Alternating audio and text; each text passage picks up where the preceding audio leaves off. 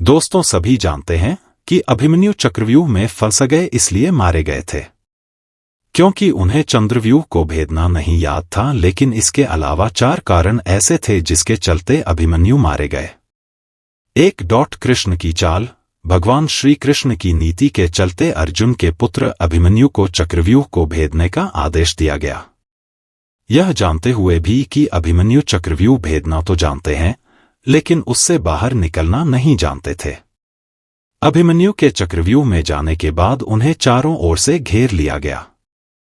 घेर कर उनकी जयद्रथ सहित 7 योद्धाओं द्वारा निर्मम तरीके से हत्या कर दी गई, जो कि युद्ध के नियमों के विरुद्ध था। कहते हैं कि श्री कृष्ण यही चाहते थे। जब नियम एक बार एक पक्ष तोड़ देता है, तो दूसरे पक्ष को भी इसे तोड़ने का मौका मिलता है। 2. अन्य योद्धा अभिमन्यु के साथ नहीं जा पाए। प्रारंभ में यही सोचा गया था कि अभिमन्यु व्यूह को तोड़ेगा और उसके साथ अन्य योद्धा भी उसके पीछे से चक्रव्यूह में अंदर घुस जाएंगे। लेकिन जैसे ही अभिमन्यु घुसे और व्यूह फिर से बदला और पहली कतार पहले से ज्यादा मजबूत हो गई, तो पीछे के योद्धा भीम, सात्यकी, नकुल, सहदेव कोई भी अंदर घुस ही नहीं पाए।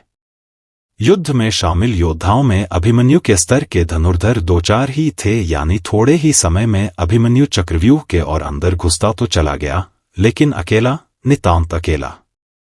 उसके पीछे कोई नहीं आया।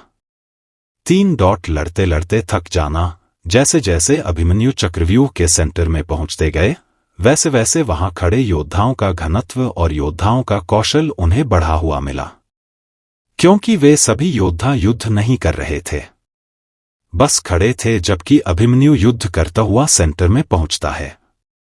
वे जहां युद्ध और व्यूहरचना तोड़ने के कारण मानसिक और शारीरिक रूप से थके हुए थे, वहीं कौरव पक्ष के योद्धा तरोताजा थे। ऐसे में अभिमन्यु के पास चक्रव्यूह से निकलने का ज्ञान होता तो वे बच जाते, या उनके पीछे अन्य योद्धा भी उनका साथ देने के लिए आते तो भी वे बच जाते। लेकिन थकान के कारण वे अधिक जोश और होश से लड़ नहीं पाए। 4. युद्ध नियम के विरुद्ध हत्या। अर्जुन पुत्र अभिमन्यु चक्रव्यूह भेदने के लिए उसमें घुस गया। चक्रव्यूह में प्रवेश करने के बाद अभिमन्यु ने कुशलतापूर्वक चक्रव्यूह के 6 चरण भेद लिए। इस दौरान अभिमन्यु द्वारा दुर्योधन के पुत्र लक्ष्मण का वध किया गया। अपने पुत्र को मृत देख दुर्योधन के क्रोध की कोई सीमा न रही। तब कौरवों ने युद्ध के सारे नियम ताक में रख दिए। 6 चरण पार करने के बाद अभिमन्यु जैसे ही 7वें और आखिरी चरण पर पहुंचे, तो उसे दुर्योधन, जयद्रथ आदि 9 महारथियों ने घेर लिया। अभिमन्यु फिर भी साहसपूर्वक उनसे लड़ते रहे। सभी ने मिलकर अभिमन्यु के रथ के घोड़ों को मार दिया। फिर भी अपनी रक्षा करने के लिए अभिमन्यु ने अपने रथ के पहिए को अपने ऊपर रक्षा कवच बनाते हुए रख लिया और दाएं हाथ से तलवारबाजी करता रहा। कुछ देर बाद अभिमन्यु की तलवार टूट गई और रथ का पहिया भी चकनाचूर हो गया। अब अभिमन्यु निहत्था था। युद्ध के नियम के तहत निहत्थे पर वार नहीं करना था, किंतु तभी पीछे से निहत्थे अभिमन्यु पर जोरदार तलवार का प्रहार किया। इसके बाद एक के बाद एक सभी योद्धाओं ने उस पर वार कर किए। अभिमन्यु वहां वीर गति को प्राप्त हो गया।